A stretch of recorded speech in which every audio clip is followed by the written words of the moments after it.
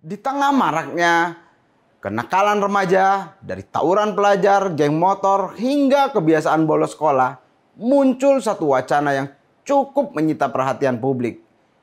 Ide yang ditelurkan oleh Gubernur Jawa Barat Deddy Mulyadi, yakni mengirimkan para siswa-siswa bermasalah ini ke barak militer. Pembinaan anak nakal melalui pendekatan militer sebenarnya menawarkan solusi yang tegas, tapi juga memunculkan pertanyaan yang sangat besar. Apakah ketegasan itu diiringi dengan pemahaman? Apakah anak-anak itu diberi ruang untuk tumbuh? Atau hanya dididik di barak agar patuh?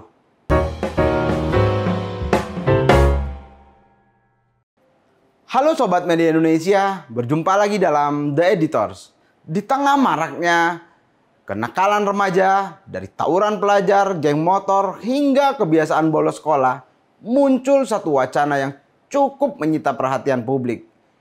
Ide yang ditelurkan oleh Gubernur Jawa Barat Deddy Mulyadi, yakni mengirimkan para siswa-siswa bermasalah ini ke barak militer. Program ini ditujukan agar para siswa bermasalah menjalani pembinaan di barak militer atau kepolisian selama beberapa waktu agar bisa membentuk mental, fisik, serta karakternya. Terutama bagi para siswa yang sekolah dan orang tuanya sudah angkat tangan untuk membina anak-anak tersebut. Sehingga diharapkan nantinya akan muncul semangat bela negara dan disiplin yang bisa tertanam sejak dini. Tentu saja, ide mengirimkan siswa bermasalah ke barak tentara untuk menjalani pembinaan dan pendisiplinan ini menuai kontroversi. Ada yang mendukung, tapi tak sedikit pula yang mengkritik. Dalam pandangan Deddy, pendekatan disiplin militer adalah cara untuk memutus mata rantai negatif di kalangan pelajar. Barak pelajar akan mengajarkan pola hidup yang teratur. Tidur tepat waktu, bangun pagi, olahraga, disiplin belajar, sehingga hidupnya tertata. Dengan jadwal ketat dan suasana yang terkendali, anak-anak ini diharapkan bisa meriset dan keluar dari kebiasaan buruk mereka. Di atas kertas, program ini memang sangat terlihat menjanjikan. Banyak orang tua yang kewalahan menghadapi anak remaja yang sulit diatur melihat program ini sebagai harapan baru. Namun bagi kalangan aktivis perlindungan anak, pendisiplinan dengan pendekatan militer dianggap melanggar Undang-Undang Perlindungan Anak. Tidak hanya Undang-Undang Perlindungan Anak atau tidak hanya melanggar hak-hak anak, langkah itu juga dinilai bertentangan dengan prinsip-prinsip dasar perlindungan anak dalam hukum nasional dan hukum internasional. Satu sisi, pendekatan militer memang bisa membentuk disiplin. Tapi perlu diingat, anak nakal bukanlah tentara yang salah perintah. Mereka adalah anak-anak yang sedang tumbuh, yang mungkin sedang mencari jati dirinya, mencari perhatian, atau sekedar pelarian dari masalah yang ada di rumah atau di lingkungan sekitarnya. Sejumlah pakar pendidikan dan psikologi anak menekankan bahwa kenakalan remaja seringkali berakar dari hal-hal yang tidak terlihat. Biasanya kekerasan dalam rumah tangga, tekanan ekonomi, dan rasa tidak dihargai, atau lingkungan sosial yang keras. Dalam konteks ini, membina mereka dengan kedisiplinan ketat tanpa menyentuh akar masalah justru beresiko menimbulkan masalah baru. Anak-anak bukanlah objek yang bisa dipaksa berubah, bisa dibengkokkan sikapnya hanya lewat tekanan. Mereka perlu dipahami, didengar, dan diberi ruang untuk belajar dari kesalahan.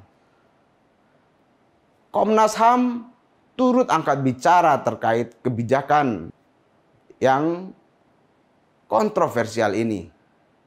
Mereka mengingatkan bahwa pendekatan ala militer untuk anak-anak bisa melanggar prinsip-prinsip hak anak.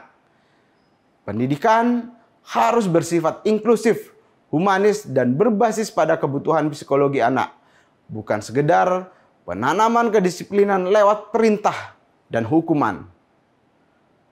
Ketua Komnas HAM Adnike Nova Sigiro mengatakan bahwa kebijakan semacam ini harus dievaluasi karena edukasi untuk kalangan sipil bukanlah kewenangan dari lembaga militer. Saya kutip pernyataan Adnike. Sebetulnya itu bukan kewenangan TNI untuk melakukan civil education. Mungkin perlu ditinjau kembali rencana itu, kata Adnike saat ditemui di kantor Komnas HAM Jumat 2 Mei seperti dikutip mediaindonesia.com. Ia juga menyayangkan jika anak-anak nakal dibawa ke barak TNI karena sebagai bentuk penghukuman. Menurutnya, penghukuman anak nakal ke barak TNI adalah bentuk sanksi yang keliru. Iya dong, itu proses di luar hukum kalau tidak berdasarkan hukum pidana anak di bawah umur, imbuh Adnike. Program ini telah terlaksana di 2 tempat, yakni sekitar 80 siswa menjalani pendidikan di Depo Pendidikan Bela Negara Rindam 3 Siliwangi di Bandung. Satu lagi telah digelar bagi 40 siswa nakal untuk menjalani pendidikan di Resimen Artileri Medan 1 Tirayuda Batalion Artileri Medan 9 Kabupaten Purwakarta. Namun, tidak cuma pemerintah di wilayah Provinsi Jawa Barat yang mengirim siswa bermasalah ke barak militer. Pemerintah Kota Singkawang kemarin menjaring para pelaku balap liar untuk ikut pembekalan bela negara di Rindam 12 Tanjung Pura. Pekan ini, Pemkab Cianjur juga mengantar siswa bermasalah ke barak pemerintah Kabupaten Cianjur, Jawa Barat. Mereka mulai menerapkan pembinaan di barak bagi siswa yang dianggap bermasalah atau nakal dengan pendekatan bela negara dengan bekerja sama dengan Kodim 0608 Cianjur. Polemik yang mencuat di berbagai daerah ini membuat pemerintah pusat ikut mengomentari. Wakil Menteri Dalam Negeri Bima Arya Sugiarto menilai penanganan anak bermasalah dengan dimasukkan atau dididik di dalam barak militer harus melibatkan pakar dan ahli di bidangnya, yakni ahli pendidikan, bukan ahli militer.